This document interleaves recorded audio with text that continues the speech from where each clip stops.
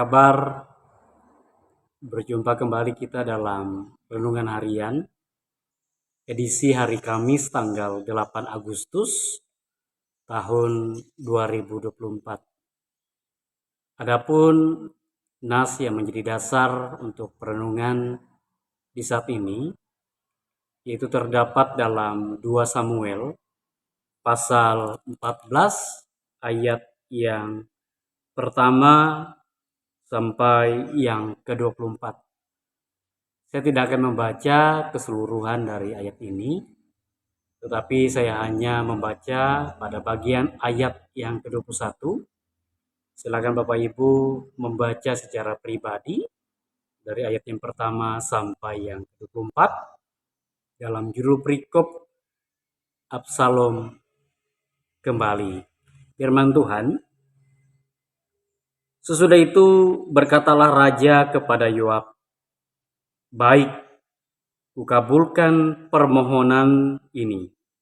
Pergilah, bawalah kembali orang muda Absalom itu."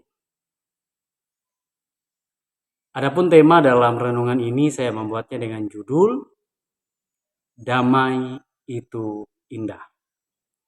Bapak Ibu saudara-saudari yang dikasihi dan diberkati Tuhan, perpecahan yang terjadi di dalam kehidupan keluarga besar Raja Daud, di mana ada sesuatu yang sangat kita sayangkan dari sikap hidup dari seorang anak Raja Daud, yaitu Amnon, yang sangat keji, sangat tidak baik untuk menjadi contoh, di mana ia menodai, memperkosa adik perempuannya sendiri, yaitu Tamar, sehingga terjadi sesuatu kebencian yang muncul di dalam hati dan sikap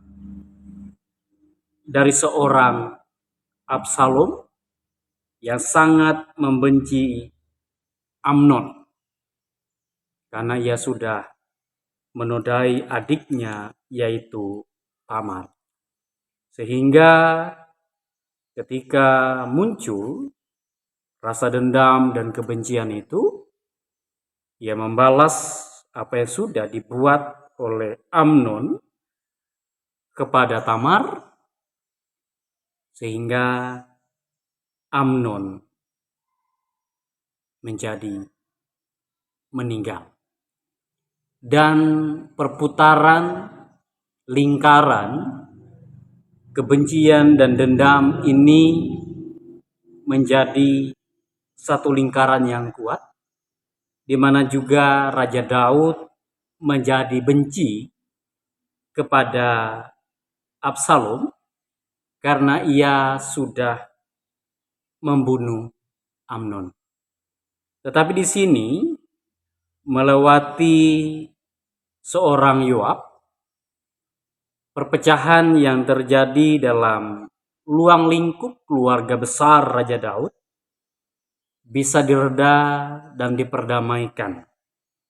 Akhirnya Absalom bisa kembali ke Yerusalem untuk hidup di tengah kehidupan keluarga raja. Nah, Bapak Ibu saudara-saudari yang dikasih dan diberkati Tuhan, melewati kisah kejadian nyata dari kehidupan keluarga besar Raja Daud ini, kita boleh mengambil suatu pembelajaran rohani bahwa kalau kita hidup di dalam dendam, itu akan membuat kita terjerumus dalam kebencian, pembalasan demi pembalasan, yang sampai akhirnya tidak ada kesudahan. Maka benar bahwa kita melihat, mengaku bahwa damai itu indah. Kita boleh melihat bagaimana dari sikap yang dilakukan oleh Yoab melewati cara, melewati tuntunan Tuhan yang membuat Raja Daud bisa menerima kenyataan bahwa yang menjadi masalah perpecahan dalam kehidupan keluarga mereka itu pasti ada hal yang memicunya. Dan melewati Yoab, kedamaian mulai kembali ada di tengah kehidupan keluarga Raja Daud. Mari Bapak Ibu Saudara-saudari, ya, kalau kita ingin tenang, setiap apa yang menjadi pergumulan kita, dendam kita padamkan dengan berdamai, meminta kekuatan dan pertolongan daripada Tuhan, supaya kita sanggup untuk menerima apa yang menjadi masalah dan sanggup untuk menyelesaikan masalah itu dengan damai di dalam Tuhan. Kiranya melewati renungan ini, kita boleh dikuatkan dan hidup seturut dengan kehendak Tuhan. Karena Tuhanlah di dalam Yesus Kristus, Sang Raja Damai, yang memberi dirinya untuk penebus dosa kita. Amin. Mari kita bersatu di dalam doa, kita berdoa. Secara kedagingan dan kemanusiaan ya Bapa, tentu setiap masalah yang ada di sekeliling kami berbicara tentang dendam dan segala hal yang menjadi perpecahan di sekeliling kami yang diperbuat dengan sengaja, tentu bukanlah sesuatu perkara yang gampang untuk kami bisa berdamai dan mau menerima dengan lapang dada.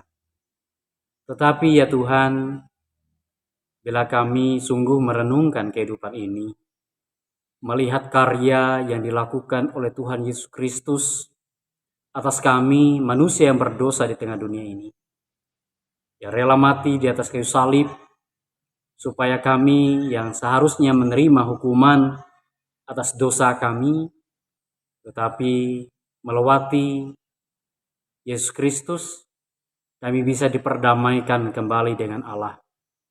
Oleh sebab itu tidak ada yang tentu harus kami pertahankan dari kemarahan dan dendam kami. Kami harus bisa cepat berdamai supaya anugerah hidup yang kekal itu sungguh bisa kami terima. Hanya oleh pertolongan Tuhan Yesus Kristus saja kami sanggup dan kami mampu. Kami berdoa, mengucap syukur. Amin. Selamat berjumpa kembali dalam renungan harian selanjutnya. Tuhan Yesus memberkati kita. Shalom.